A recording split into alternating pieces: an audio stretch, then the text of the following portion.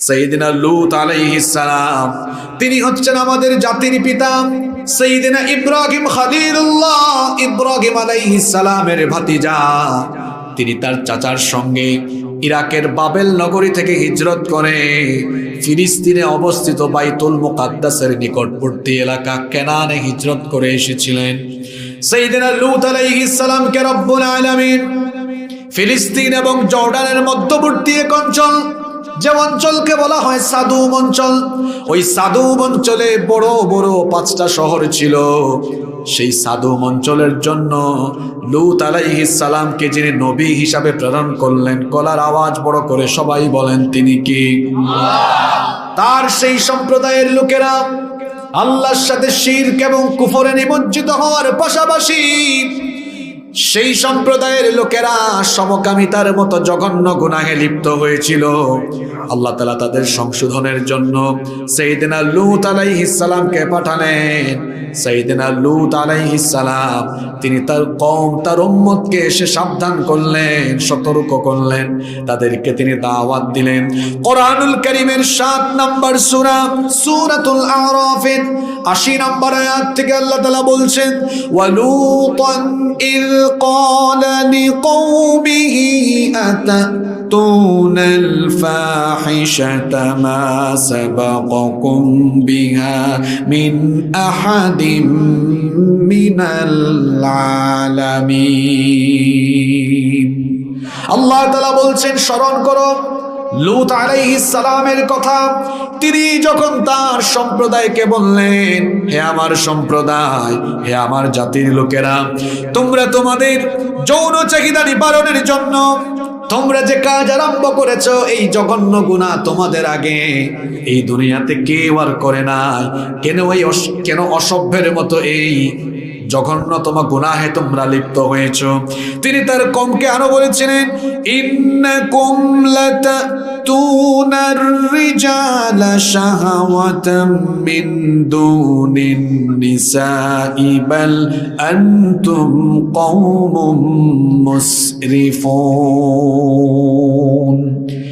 তোমরা তোমাদের যৌন চাহিদা নিবারণের জন্য পুরুষ হয়ে পুরুষের কাছে যাচ্ছ, নারীর কাছে যাওয়ার দরকার ছিল, চলে যাচ্ছ পুরুষের কাছে। তোমরা যে ঘৃণ্য কাজ আরম্ভ করেছ, তোমরা সীমা লঙ্ঘনকারী জাতিতে পরিণত হয়েছ। তোমরা আল্লাহর দেওয়া নিয়মের ব্যত্যয় ঘটিয়ে সীমা লঙ্ঘন জাতিতে পরিণত হয়েছ। তোমরা যে কাজ আরম্ভ করেছ, সেই কাজ দুনিয়াতে তোমাদের আগে কেউ করে নাই। সংশোধন হয়ে যাও, আল্লাহকে ভয় করো। তিনি যখন তার কওমকে এই দাওয়াত দিলেন, তার কওমের লোকেরা তার সাথে কেমন আচরণ করলো আল্লাহ তাআলা কোরআনে কারীমে বললেন।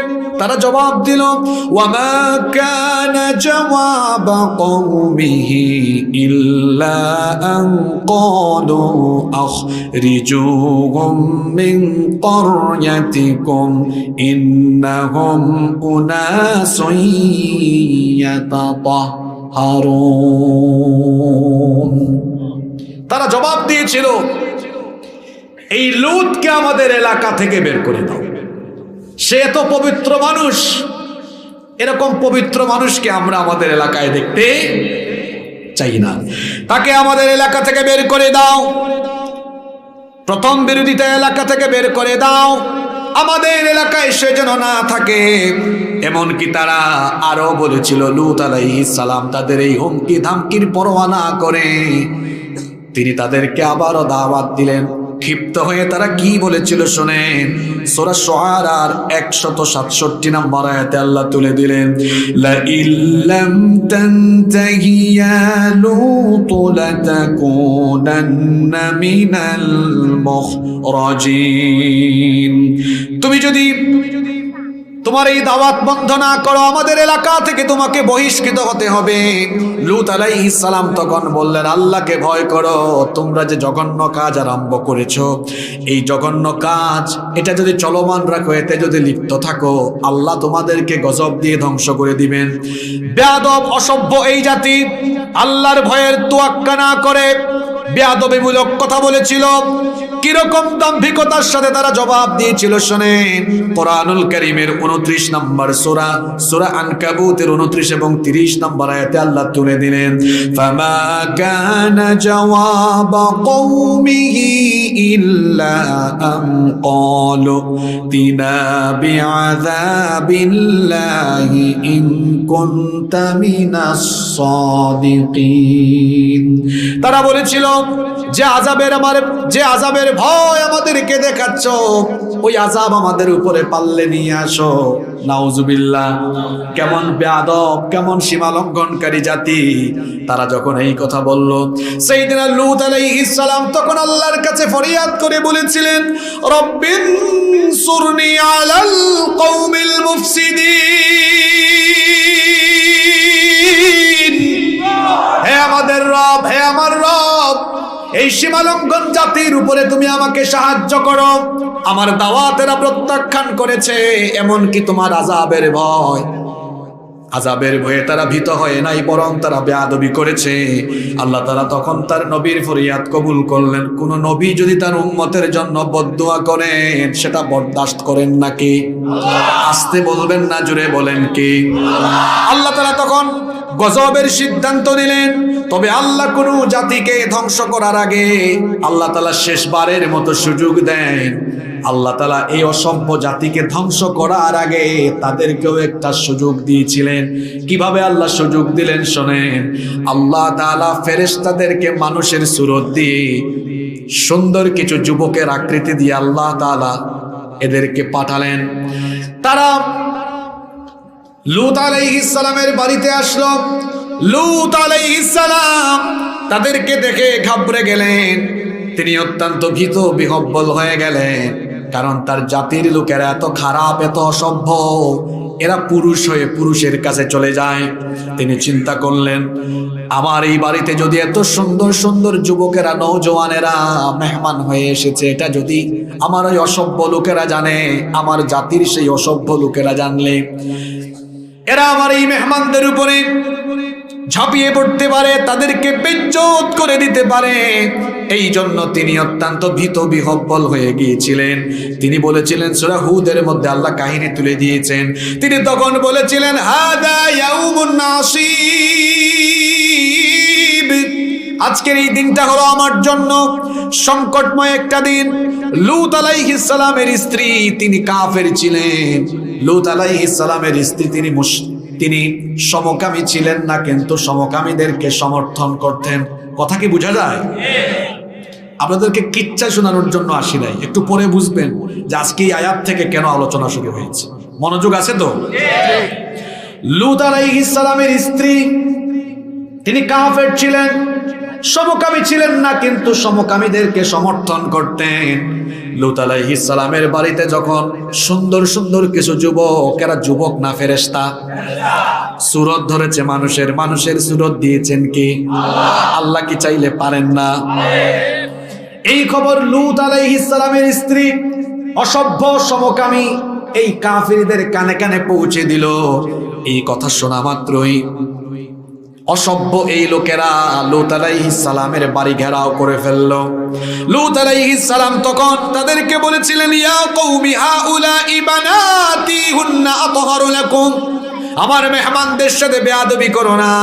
আমার সম্প্রদায়ে অনেক নারীরা আছে, তারা তোমাদের জন্য পবিত্রা, তাদের কাছে যাও, আমার মেহমানদের সাথে বেয়াদবি করো না। তখন এই অসভ্য সমকামী লোকেরা বলেছিল, আমাদের কি দরকার, আমরা বুঝি, আমাদেরকে জ্ঞান দেওয়া লাগবে না। তারা যখন সিদ্ধান্ত নিল ওই মেহমানদের উপর তারা ঝাঁপিয়ে পড়বে, লূত আলাইহিস সালাম তখন বললেন, আজ যদি আমার প্রতিরোধের শক্তি থাকতো তো তোমাদেরকে প্রতিরোধ করতাম, বাধা দিতাম, কিন্তু সেই সামর্থ্য আমার নাই। ফেরেশতারা তখন আসল তথ্য ফাঁস করে দিলেন। ফেরেশতারা বললেন, হে আল্লাহর নবী লূত, আপনি ঘাবড়ে যাবেন না, আপনি চিন্তিত হবেন না, আপনি আমাদেরকে মানুষের সুরতে দেখছেন, কিন্তু আমরা মানুষ নই, আমরা আল্লাহর পাঠানো ফেরেশতা। আপনি ভয় পাবেন না, এরা আমাদের ধারে কাছেও আসতে পারবে না, আসার আগেই এরা গজবে শেষ হয়ে যাবে। আমাদেরকে আল্লাহ মানুষের সুরত দিয়ে পাঠিয়েছেন, কারণ আল্লাহর দয়া মানুষের উপরে কম না বেশি। আল্লাহ শেষবারের মতো তাদেরকে পরীক্ষা করতে চাইলেন, এই পরীক্ষায় তারা ফেল করেছে। আপনার জন্য সংবাদ হলো, আপনার স্ত্রী ছাড়া বাকিদেরকে নিয়ে আপনি আজকে রাত পোহাবার আগে, ভোর হওয়ার আগে এলাকা থেকে চলে যান, কারণ এই এলাকাকে গজব দিয়ে ধ্বংস করার সিদ্ধান্ত ইতিমধ্যে যিনি গ্রহণ করেছেন তিনি কি? লূত আলাইহিস সালাম ফেরেশতাদের এই কথা শুনে সঙ্গে সঙ্গে তিনি তার স্ত্রীকে বাদ দিয়ে বাকি সদস্যদেরকে নিয়ে ঘর বাড়ি ছেড়ে রওনা করলেন। হিজরতের উদ্দেশ্যে তিনি পথ চলা আরম্ভ করলেন। ফেরেশতারা বললেন, পিছনে তাকাবেন না, এলাকা ছেড়ে চলে যান, কারণ প্রত্যুষেই ভোরবেলা গজব আসবে যার তরফ থেকে তিনি কি? লূত আলাইহিস সালাম তার স্ত্রী ছাড়া অন্যদেরকে নিয়ে রওনা হলেন। ঠিক সকালবেলা গজব চলে আসলো। কেমন গজব শোনেন, সেই জমিনে বসবাসরত সকল সমকামী এবং সমকামীদের মদতদাতা আর তাদেরকে সমর্থনকারী লোকদেরকে আল্লাহ তাআলা জমিনটা উপরে উঠায়া একটা আছাড়ে দিয়ে জমিনের উপরকে নিচে, নিচকে উপরে উঠায়া গোটা জমিনটাকে উল্টায়া দিয়া ওই জনপদকে যিনি ধ্বংস করে দিয়েছেন তিনি কি? কথা শুনতেছেন তো আমার? একটা সেকেন্ড নষ্ট করবেন না, আপনারা আমাকে সহায়তা করেন। এই যে সমকামীরা ধ্বংস হলো, কিন্তু লূত আলাইহিস সালামের স্ত্রী একজন নবীর স্ত্রী, তিনি তো সমকামী ছিলেন না। তিনি শুদ্ধ কেন আল্লাহর গজবে পতিত হলেন? কেন হলেন? কথা বলেন। তাহলে বোঝা গেল, অন্যায় না করে অন্যায়কে সমর্থন দিলে আপনি অন্যায় না করলেও আল্লাহর গজব থেকে বাঁচতে পারবেন না।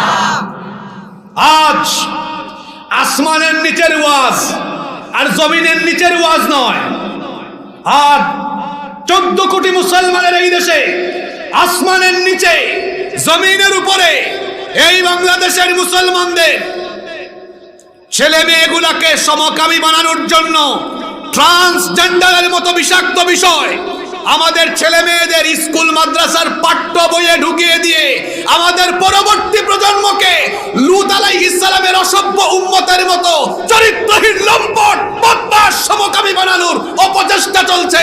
বরদাস্ত করবে না দেশের মানুষ।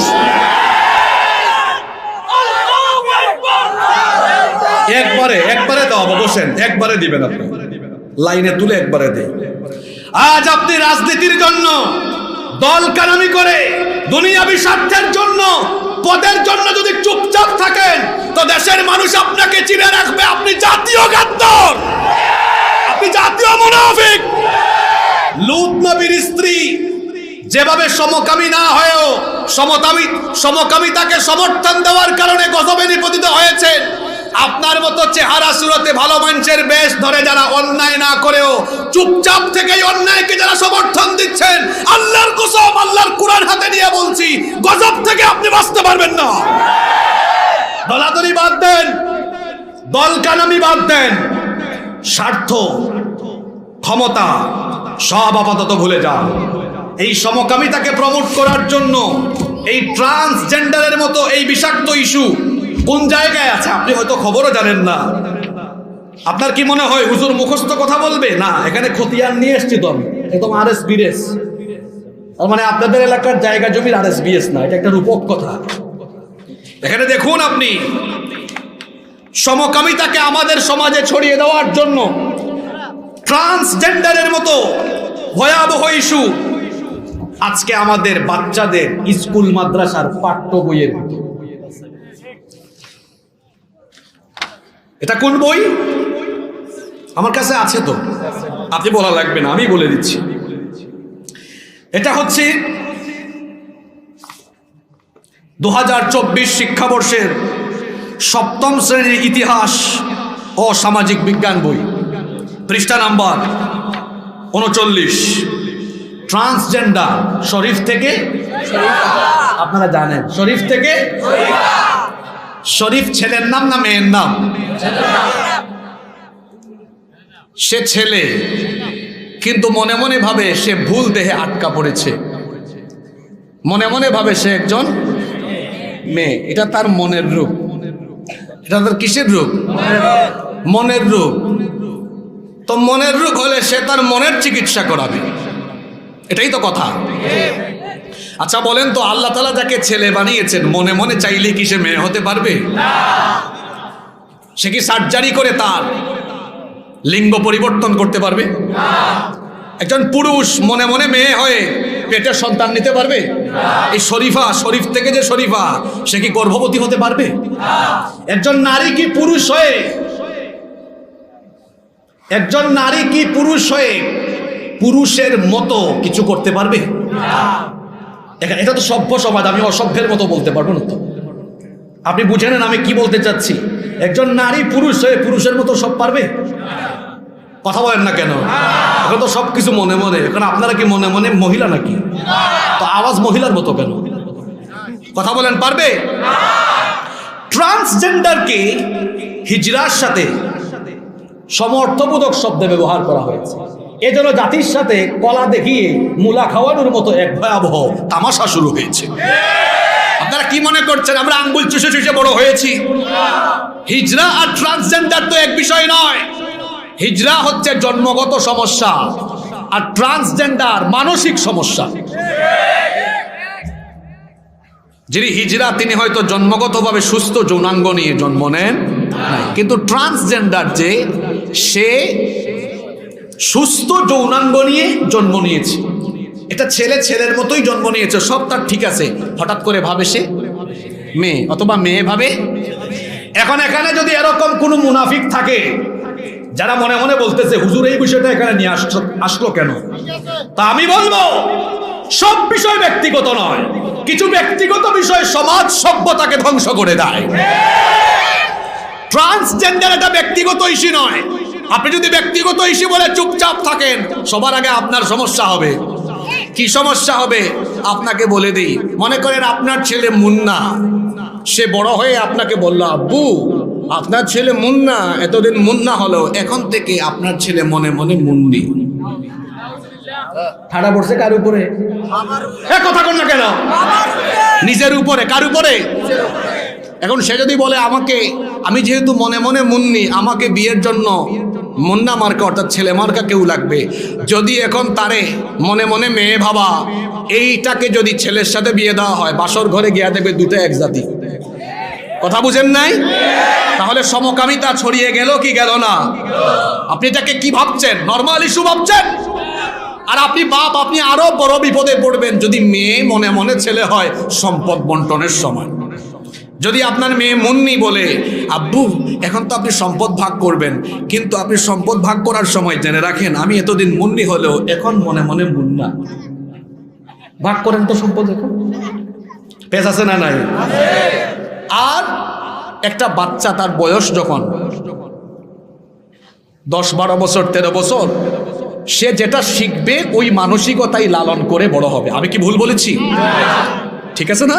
তাহলে ক্লাস 7-এর বইতে আপনি এটা দিলেন, ছোট্ট বাচ্চা এগুলো, সে এগুলো এই ধারণা নিবে যে শরীফ শরীফাতে পড়ছি যে মনে মনে ছেলে হলেও মনে মনে মেয়ে ভেবে সমাজে চলাফেরা করা যায়। এই ছেলেটা ইন্টারমিডিয়েটে যাওয়ার পরে, ইউনিভার্সিটিতে যাওয়ার পরে হলে তার সিট দরকার, হোস্টেলে সিট দরকার। এখন যদি কলেজের স্যারকে বলে, স্যার আমার নাম মুন্না, কিন্তু হোস্টেলে সিট পাওয়ার আগে এখন মনে মনে আমার মুন্নি মুন্নি ফিল হচ্ছে, নাউজুবিল্লাহ পড়ে বলেন, আগে আমার কথা শুনেন। এখন সে যদি দাবি করে, এটা আমাদের বইয়ে আছে, স্বীকৃতি দেওয়া আছে, আমি মুন্না হইলে কি হয়েছে, এখন হোস্টেলে সিট নেওয়ার সময় মনে মনে স্যার আমাকে মহিলা হোস্টেলে সিট দেন, পরের দিন কি হবে আপনারাই বুঝতেছেন।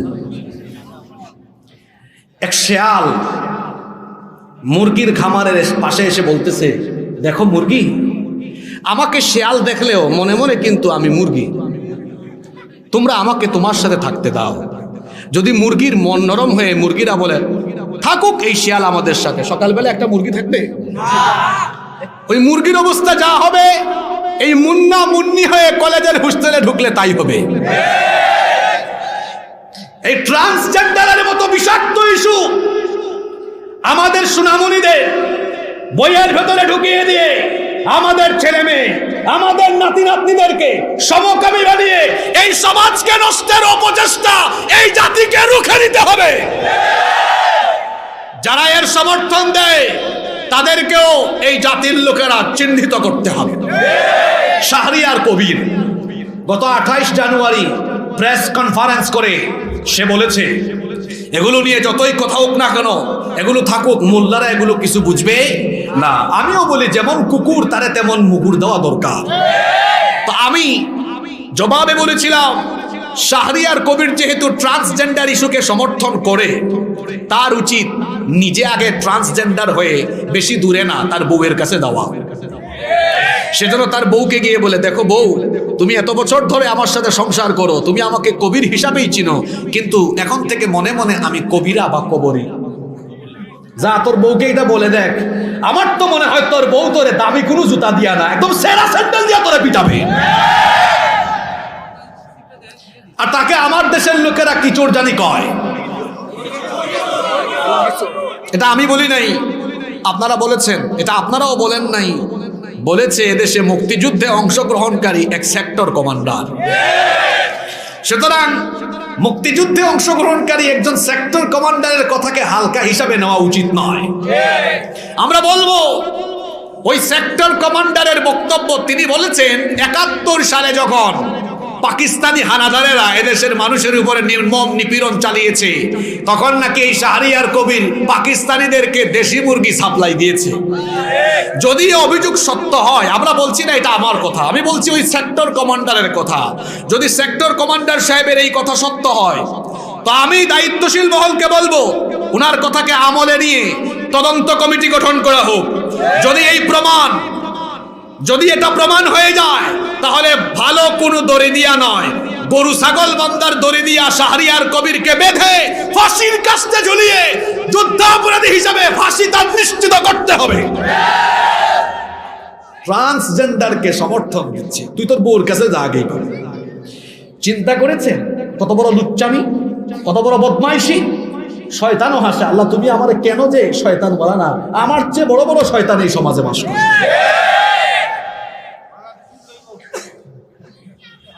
আমার চাচারা শোনেন, আপনাদের ছেলেমেয়েরা আছে না, নাতি নাতনি আছে না, আপনারা কি চান আপনাদের ছেলেমেয়েরা নষ্ট হোক? ওয়াজ কি কোরআনের বাহিরে? কথা কন না কেন? এই ট্রান্সজেন্ডারকে কোরআন সমর্থন দেয়? হাদিস সমর্থন দেয়? তো এটা তো কোরআনের ওয়াজ, এটা হাদিসের ওয়াজ। কিছু মানুষ আছে প্যান্ডেলের বাইরে কানাঘুষা করছে, ওয়াজ তো করার কথা, হুজুর এগুলো নিয়ে কেন কথা বলে? এটাই তো ওয়াজ। আমার সমাজ নষ্ট হয়ে যাচ্ছে, এই সমাজকে বাঁচাতে হবে।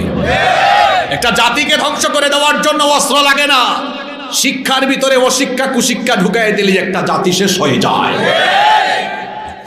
এই ট্রান্সজেন্ডারের মতো ভয়াবহ ইস্যু আমার বাচ্চাদের বইয়ের সিলেবাসের ভেতরে ঢুকিয়ে দিয়ে আজ আমাদের কোমলমতি বাচ্চাদেরকে ধ্বংস করে দেওয়ার, চরিত্রহীন বানানোর, সমকামী বানানোর, ধর্মহীন বানানোর যে অপচেষ্টা শুরু হয়েছে, আর চুপ থাকলে হবে না। আপনারা এখানে গোয়েন্দার ভাইয়েরা থাকলে তাদেরকে বলবো, আমরা শুধু ওয়াজ মাহফিলে এই কথাগুলো বলে মানুষকে উত্তেজিত করার নিয়তে কথাগুলো বলছি না।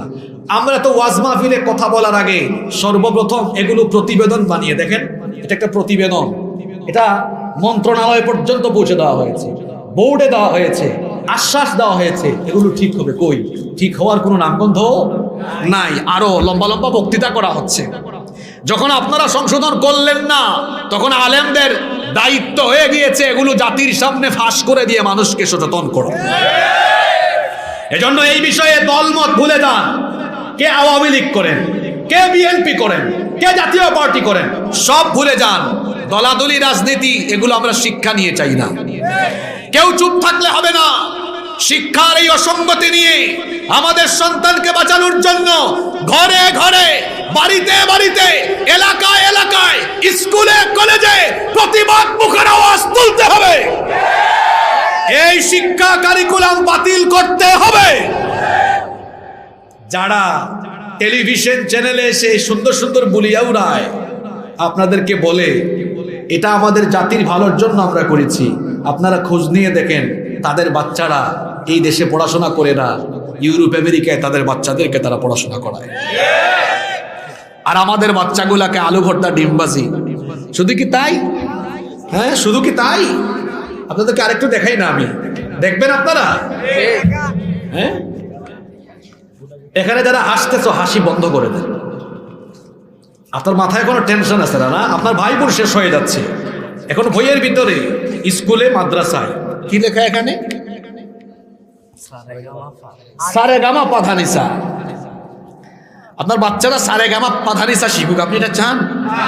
যে তার ছেলে মেয়েকে সারেগামা পাধানিসা বানাতে চাইবে সে নাট্যকলাই দিক, ঠিক কি না? গানের টিচারের কাছে দিক, গান শেখা, কোনো আপত্তি আছে? সবাই সবার সন্তানকে তো গায়ক, নায়ক, নৃত্যশিল্পী, আউল বাউল সবাইকে বানাতে চায়। কারো উদ্দেশ্য আমার ছেলে ডাক্তার হবে, কারো উদ্দেশ্য আমার ছেলে মেয়ে ব্যারিস্টার হবে, কারো উদ্দেশ্য আছে আমার ছেলে মেয়ে সচিব হবে, ডিসি হবে, এসপি হবে, প্রশাসনে কাজ করবে, কারো উদ্দেশ্য আমার ছেলে মেয়ে আলেমা হবে, কারো উদ্দেশ্য আমার ছেলে হাফেজ হবে, আমার ছেলে মাওলানা হবে, মুফাসসির, মুহাদ্দিস, মুফতি হবে। এজন্য আমরা আমাদের ছেলেকে মাদ্রাসায় দিচ্ছি। সারেগামা পাধানিসা এটা মাদ্রাসার বই। কোন মাদ্রাসায় কি হারমোনিয়াম আছে, ঢোল তবলা আছে, সারেগামা পাধানিসার আওয়াজ আছে? তো আমাদের এই ধর্মীয় প্রতিষ্ঠানগুলোতে এই সারেগামা পাধানিসা ঢোকানোর এত বড় সাহস পেয়েছে কারা? কাদের এত বড় সাহস হলো? এই বইগুলো কার বাপের পয়সায় ছাপা হয়েছে? হ্যাঁ, কথা কর না কেন? কার বাপের পয়সায়? আপনাদের ঘাম ঝরানো ট্যাক্সের পয়সায়। যারা মাস শেষে বেতন খায়, কার বাপের পয়সার বেতন এগুলা? এসি রুমে বসে বসে সুন্দর সুন্দর বিবৃতি দেওয়া, এসি গুলো কার পয়সায় কিনা? দামি দামি গাড়িতে যে চলেন, সেই গাড়ি আর গাড়ির পেট্রোল কাদের পয়সায়? আমাদের ট্যাক্সের পয়সায় এসির বাতাস খাইয়া, আমাদের ট্যাক্সের পয়সায় গাড়ি আর গাড়ির পেট্রোল জ্বালায়া, আমাদের ট্যাক্সের পয়সায় বেতন খাইয়া, আমাদের ট্যাক্সের পয়সায় এইরকম বই ছাপিয়ে আজে বাজে বিষয় ঢুকায়া এই জাতিকে আপনি বিবৃতি দিয়া কলা দেখায়া মুলা খাওয়াই দিবেন, বরদাস্ত করবে না দেশের মানুষ। এই দেখেন হারমোনিয়াম, ঢোল তবলা, মাদ্রাসার বই এগুলো ঢুকানো হয়েছে। শুধু কি তাই? ঢোল তবলা হারমোনিয়াম বাজালে চলবে? একটু থাক দিনা দিন দিন দিন কোমর দুলাইয়া নাচানাচি আছে না নাই?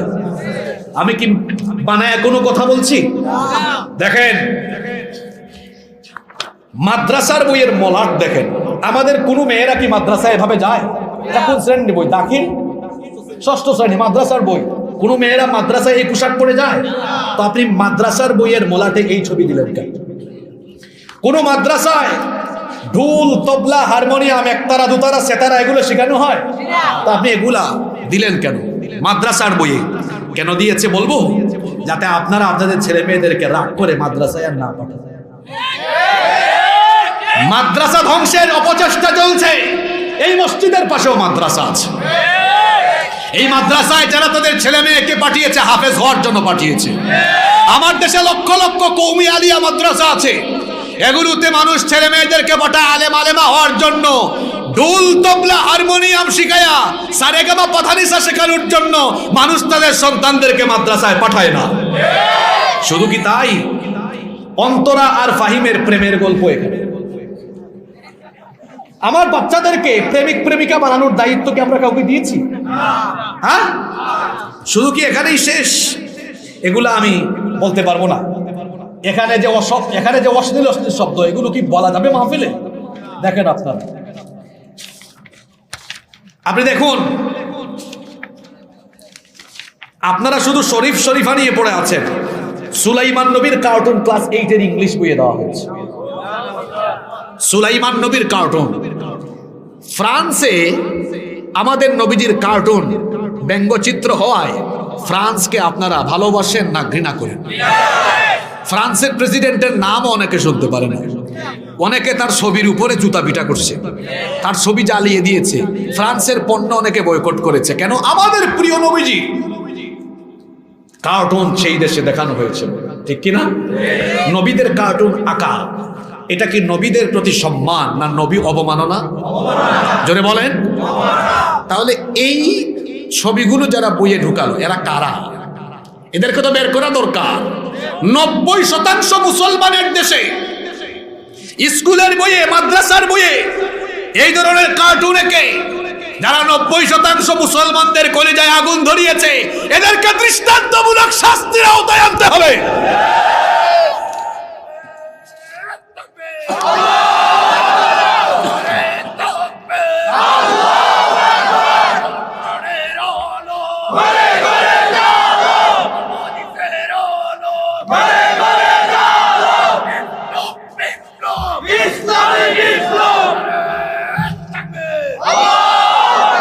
দেখুন, আপনারা তো কষ্ট পাবেন এখন।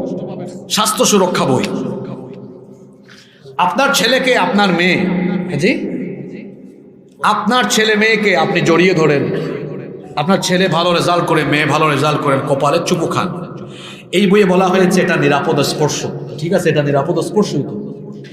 বলা হয়েছে মা বাবা যেমন তোমার হাত ধরে নিরাপদ স্পর্শ, একজন শিক্ষকও তোমার মাথায় এভাবে যদি হাত বুলিয়ে দেয়, এটাও নিরাপদ স্পর্শ। আচ্ছা বলেন তো, স্কুল মাদ্রাসা যারা ছেলে মেয়েরা বড় হয়ে গেছে, আচ্ছা ছোট্ট একটা মেয়ে না হয় 4-5 বছরের, শিক্ষক আদর করে মাথায় হাত বুলিয়ে দিচ্ছে, ঠিক আছে মা অনেক ভালো করেছো। কিন্তু একটা ছেলে মেয়ে যখন বালেগা, একটা মেয়ে বালেগা যখন হয়ে যায়, স্কুলে হোক আর মাদ্রাসায় হোক, তখন কি আর তার গায়ে হাত দেওয়ার কোনো অধিকার কোনো শিক্ষকের আছে? কিন্তু বলা হয়েছে তোমার শিক্ষকও যদি হাত বুলিয়ে দেয় মাথায়, এটা নিরাপদ স্পর্শ। আমি কিন্তু বানায় বলতেছি নাই, দেখেন শিক্ষক মাথায় হাত বুলিয়ে দিলেন, এটা নিরাপদ স্পর্শ। এতটুকু এরা শেষ করে নাই, বলেছে ঠিক তেমনি তোমার ক্লাসের যে ছেলে বন্ধু আছে, এই ছেলে বন্ধুদের হাত ধরে তুমি যদি হাঁটাহাঁটি ঘোরাঘুরি করো, এটাও নিরাপদ স্পর্শ। এটা যে ছেলে মেয়েরা শিখলো, তাহলে তাদের মন মানসিকতা কি ওইরকম হলো না? হলো কিনা? হাত ধরে হাঁটাহাঁটি করলো। তবে এখানে আবার বলেছে কি দেখেন, বলতেছে তোমার মা তোমাকে কপালে চুমু দিলেও তোমার বন্ধু যেন তোমার কপালে চুমু দিতে না পারে। দেখেন তো কি বুঝাইতে চায় এরা। আচ্ছা যখন একটা ছেলে মেয়ে হাত ধরে হাঁটাহাঁটি আরম্ভ করবে, ওইটা বাকি থাকবে? আর যারা বলে মোল্লারা কিচ্ছু বুঝে না, হাত ধরে হাঁটবে, এগুলো আপনারা বুঝবেন না, তা আমরাও বুঝাই দিই। দিহান আর আনুষ্কার কথা মনে আছে আপনাদের? যুবকরা কথা বলে না কেন? দিহান আনুষ্কার কথা ভুলে গিয়েছেন? এরা কোন ক্লাসের জানি ছিল? ক্লাস 6 মনে হয়। হ্যাঁ, ক্লাস 6 এর ছেলে মেয়ে দিহান আনুষ্কা ওই হাত ধরে ধরেই প্রথমে করেছিল। দুজন বসে বসে বন্ধু তো গ্রুপ স্টাডিও আরম্ভ করেছিল। তারপর দিহান তার পার্সোনাল রুমে নিয়ে একদম গ্রুপ স্টাডি করছে। কথা বুঝেন নাই? আপনি এইসব পড়াইয়া বলবেন মোল্লারা কিচ্ছু বুঝে না, আপনি কলা দেখাইয়া মুলা খাওয়াই দিবেন, এই জাতিকে এটা পারবেন না।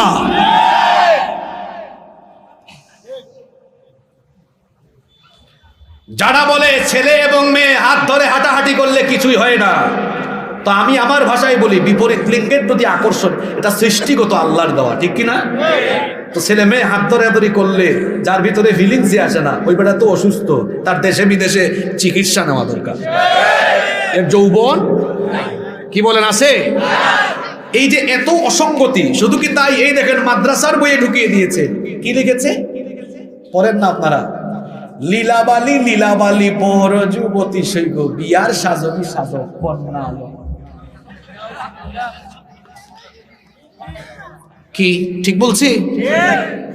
এগুলো আমাদের ছেলে মেয়েদেরকে শিখানো হচ্ছে। আপনি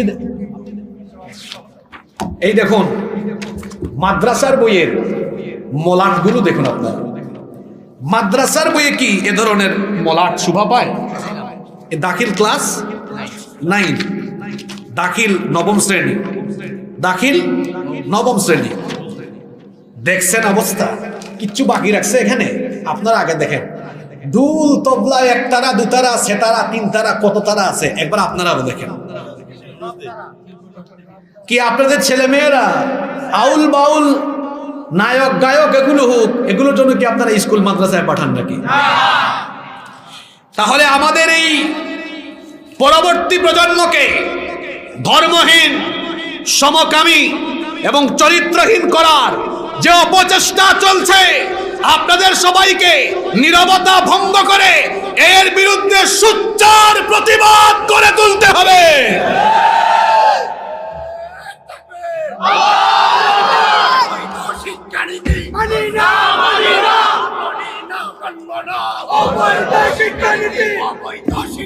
ভাই একটু অপেক্ষা করেন তো, বাকিদের কি হয়েছে আপনারা মানেন নাকি?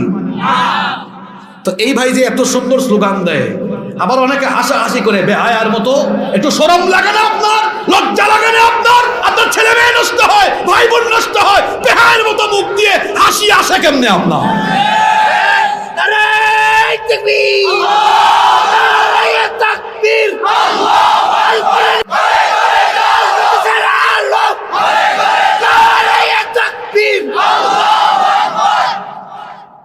যারা চুপচাপ থাকবেন তাদের পরিস্থিতি কি হবে? আসুন আমরা আবার তাফসীরে ফিরে যাচ্ছি, কোরআন থেকে যাচ্ছি। কষ্ট হচ্ছে আপনাদের? সুন্দর একটা ঘটনা বলে আমরা শেষের দিকে যাব। এই যে অন্যায়, অপকর্ম, ধর্মহীন এবং সমকামী শিক্ষা ছড়িয়ে দিয়ে গোটা সমাজ সভ্যতা বিলীনের অপচেষ্টা চলছে, যে সকল সুফিরা চুপচাপ থাকবে তাদের পরিণতি কি হবে এটা এখন আমরা কোরআন থেকে জানব। আপনারা আছেন না ঘুমাই গেছেন? এই 1 ঘন্টা 1.5 ঘন্টার ওয়াজ থেকে কিছু শিক্ষা নিয়ে বাড়ি যেতে হবে। কি শিখছেন, কি বুঝছেন, এটা যেন মাথায় থাকে। পারবেন তো? অন্যায়, অপকর্ম, পাপাচার সমাজে চলে, এটা দেখে যদি কোনো মুমিন, কোনো ইমানদার চুপচাপ থাকে, দুনিয়া এবং আখিরাতে সে আল্লাহর গজবে, আল্লাহর শাস্তিতে পড়বে। আল্লাহর শাস্তি এবং আল্লাহর গজব থেকে আমাদের বাঁচার দরকার আছে না নাই? তাহলে বাঁচবেন কেমনে শোনেন।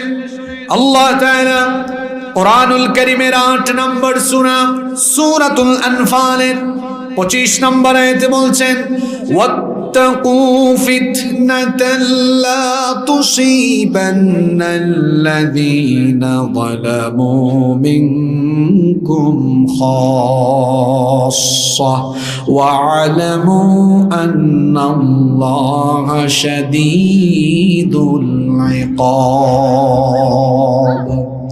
আল্লাহ তাআলা বলছেন, সতর্ক হয়ে যাও, সাবধান হয়ে যাও সেই সকল বালা মুসিবত থেকে যা শুধুমাত্র বিপদ মুসিবতের কারণ দ্বারা তাদের উপরেই নাজিল হবে না, বরং সমাজের অন্যায় অত্যাচার দেখে যারা চুপচাপ থাকবে তাদের উপরেও সেই গজব আসবে যার তরফ থেকে। তিনি কি? সুন্দর একটা ঘটনা বলবো সুন্দর একটা ঘটনা বলছি। দাউদ আলাইহিস সালামের সময়কার ঘটনা। দাউদ আলাইহিস সালামের মুজিজা ছিল, দাউদ নবীকে আল্লাহ তাআলা এত সুন্দর ভয়েস, এত সুন্দর কণ্ঠ দিয়েছিলেন, তিনি তার উপরে নাজিল হওয়া জাবুর যখন তেলাওয়াত করতেন, তার তেলাওয়াতের মাধুর্যতায় উড়ন্ত জিনেরা উড়ন্ত অবস্থা বন্ধ করে নদী আর সাগরের মাছেরা কিনারায় উঠে তার তেলাওয়াত শোনার জন্য পাগল পাড়া হয়ে যেত। দাউদ আলাইহিস সালামের সময়ের লোকেরা, তার উম্মতের মানুষ, মাছ ধরে জীবিকা নির্বাহ করত। সাগরের তীর ঘেঁষা অঞ্চল হওয়ায় মাছ ধরে মাছ বিক্রি করে তারা জীবিকা নির্বাহ করত। শনিবারের দিনে মাছ ধরা নিষিদ্ধ ছিল। এই আইনটা কার? আসতে বলবেন না, পুরুষ মানুষের মতো সবাই বলেন আইনটা কার? শনিবারের দিনে মাছ ধরা নিষিদ্ধ ছিল, কিন্তু আল্লাহর আইনকে অমান্য করে দাউদ আলাইহিস সালামের উম্মতের লোকেরা মাছ ধরলো। আর এই মাছ ধরাকে কেন্দ্র করে বনি ইসরাইলের মধ্যে 3 শ্রেণীতে মানুষ ভাগ হয়ে গেল। জোরে বলেন কয় শ্রেণী? আল্লাহ তাআলা এই ঘটনা কোরআনে কারীমে ইরশাদ করছেন। কোরআনুল কারীমের 2 নম্বর সূরাতুল বাকারার 65 নম্বর আয়াতে আল্লাহ বলছেন, ওয়ালাকাদ আলিমতুমুল্লাযীনা আতাদাউ মিনকুম ফিস সাবতি ফাকুলনা লাহুম কুনু কিরাদাতান খাসিঈন। অবশ্যই শনিবারের ঘটনা তোমাদের জানা আছে। এই শনিবারের বিধান লঙ্ঘনকারীদেরকে ধ্বংস করে দিয়েছেন কে? ঘটনাটা মনোযোগ দিয়ে শোনেন। কথায় আছে, শেষ ভালো যার সব ভালো। শনিবারে মাছ ধরা নিষিদ্ধ। শনিবারের দিন সাপ্তাহিক ইবাদতের দিন, ইহুদিদের জন্য ছিল সেটা সেই সময়। এই আইনটা কার? অভিশপ্ত ইহুদিরা চিন্তা করলো, আল্লাহ শনিবারে মাছ ধরা নিষিদ্ধ করেছেন, আমরা শনিবারে মাছ ধরবো না। আমরা আইল দিয়ে, আপনারা কুমিল্লায় আইল বুঝেন? বুঝেন না? আইল দিয়ে বেড়া দিয়ে মাছ আটকায় রাখবো, খাবো না, আটকাবো, ধরবো না। রবিবারে এগুলা মজা করে আটকাইতে ফেলছে মাছ। তাইলে এরা আল্লাহর আদেশ মানলো না অমান্য করলো? এরা প্রথম শ্রেণী যারা আল্লাহর আইন অমান্য করলো। দুই নম্বর শ্রেণীর লোকেরা, এরা মাছ আইল দিয়ে বেড়া দিয়ে আটকায় নাই, এদের সাথে এরা নাই। কিন্তু এই যে লোকগুলো অন্যায় করছে, এই অন্যায় দেখে তারা চুপচাপ বাধা দেয় নাই। এটা আমাদের সমাজের কিছু মানুষের মতো আর কি। এই যে সমাজে এত কিছু, শিক্ষায় অসঙ্গতি, চেহারা সুরত সুন্দর, কাপড় চুপড় বলে সুন্দর, সব জানে, তাও বুবা শয়তান, সব দেখে চুপ আছে না নাই, দেখছে কিন্তু চুপচাপ। আপনাদের কথা কি বলবো, বহু আলিয়া মাদ্রাসার হুজুরও এখনো বেতন আর ঈদ বোনাসের জন্য চুপচাপ কথা বলছে না। তারা সব জানে কিন্তু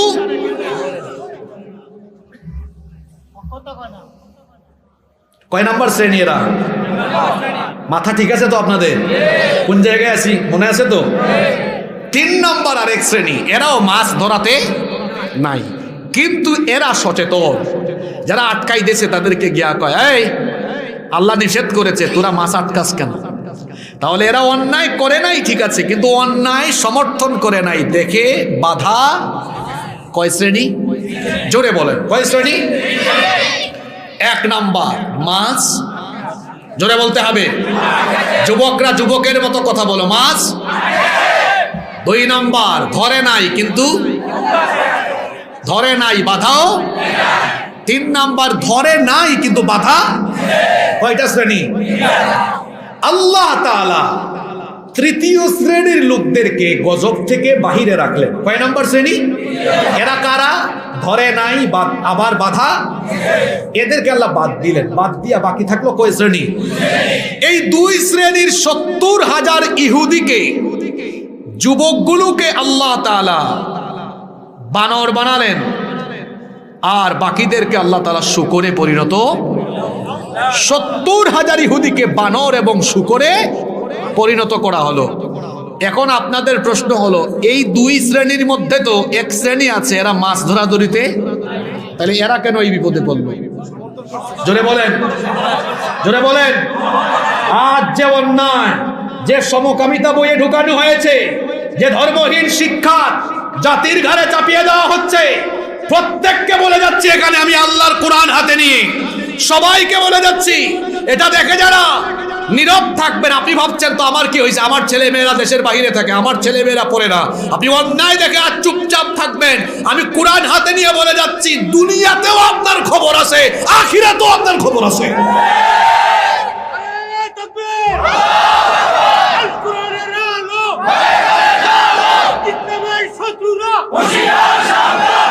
আপনারা কি আল্লাহর গজব থেকে বাঁচতে চান? আমরা কি চাই আমাদের সন্তানরা সমকামী, অসভ্য, বদমাইশ এবং ধর্মহীন হয়ে যাক? আপনারা কি চান? আপনারা কি চান? তাহলে এই ধর্মহীন এবং সমকামী এই শিক্ষার বিরুদ্ধে প্রত্যেকটা মানুষ, হিন্দু, বৌদ্ধ, মুসলিম, খ্রিস্টান, সকল ধর্ম, সকল দলের মানুষের সোচ্চার আওয়াজ তুলতে হবে। দেখেন না, গত বছর ঢুকিয়ে দিয়েছিল বিবর্তনবাদ, মানুষ নাকি ছিল বান্দরের জাত। এখনো শুনেছি ক্লাস 9-এর পরে নাকি এগুলো এখনো নাকি আছে। আমার দেশে জাফর ইকবাল, সে থাকে আমাদের সিলেটে, আমার বাড়ি সিলেটে, জানেন তো আপনারা। বুদ্ধিজীবীর বুদ্ধিজীবী গবেষণা করতে করতে পাইছে মানুষ নাকি বান্দরের জাত। আসলে এরকম লোকদের সাথে তর্ক করে আমাদের এনার্জি লস করা উচিত নয়। আমি শুধু এতটুকু বলেছি, যারা গবেষণা করে পেয়েছো মানুষ বান্দরের জাত, তো ভাই তোমরা মানুষের সমাজে আসো কেন? তোমাদের উচিত পার্বত্য চট্টগ্রামের বান্দরবানে অথবা দক্ষিণাঞ্চলের সুন্দরবনে গিয়ে বান্দর খুঁজে তোমাদের জাতি ভাই বান্দরের সাথে তোমরা বসবাস করো, আমাদের কোনো আপত্তি নাই। তোমরা মানুষের সমাজ ছেড়ে দিয়ে হয় চিড়িয়াখানায় যাও, নইলে বন জঙ্গলে যাও।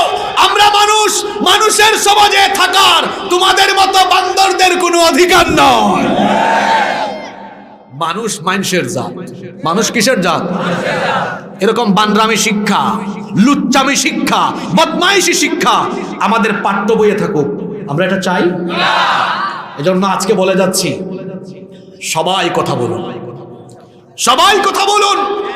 আমরা আমাদের পরবর্তী প্রজন্মকে ধ্বংস করে দিতে পারি। আমরা আজকে আলোচনা থেকে কি শিখলাম এটা এখন আমরা 1 মিনিটে বের করব। প্রথমে একজন নবীর উম্মতের আলোচনা ঘটনা কোরআন থেকে বলেছি। সেই নবীর নামটা জানি কি? জোরে বলেন।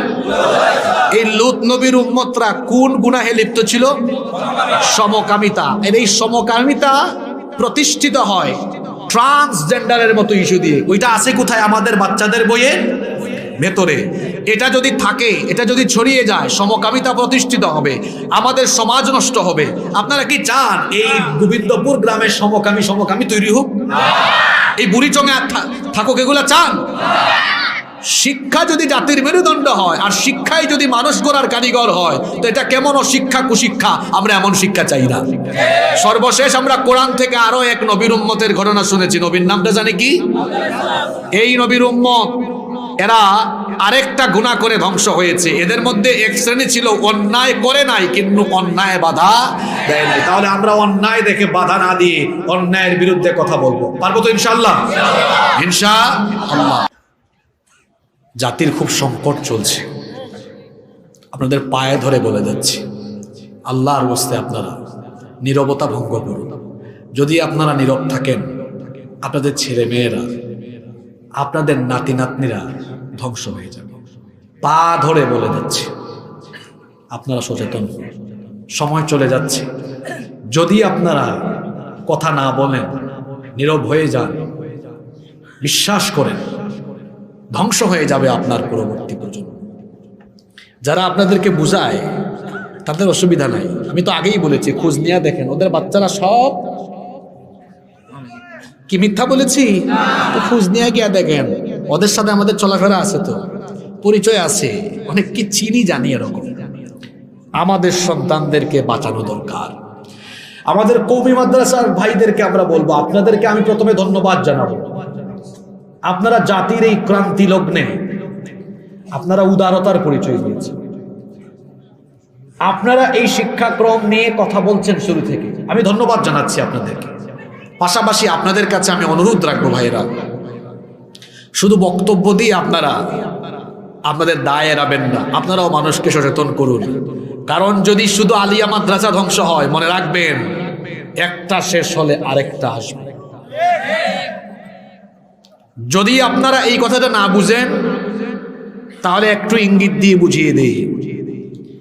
এদেশের এক হুজুর ছিলেন, যে হুজুর